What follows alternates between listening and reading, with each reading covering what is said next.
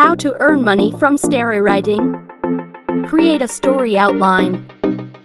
Of course, before you do anything, make sure that you already have a story outline. That way, you will be ready to pitch your story. Sign up for a StaryWriting account.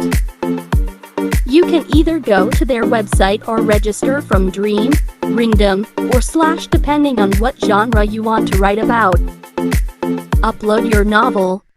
Now that you have signed up for a writer's account, you can start uploading your novel. Apply for a contract. It doesn't have to be a complete novel. You can go ahead and write the first 3 chapters and upload them first. Sign the contract. It may take around 2 to 3 weeks to get a response from an editor in your first time applying for a contract. Get your signing bonus. When an editor has already contacted you and you have already signed the contract, you can expect to receive a signing bonus. Earn from daily updates. You can earn more when you update your story every day. Make money by completing your novel.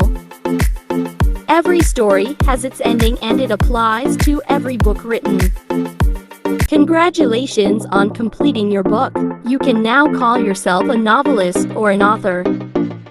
Visit my authors page from the StaryWriting. Don't forget to subscribe to this channel for more earning apps and success, and thanks for watching.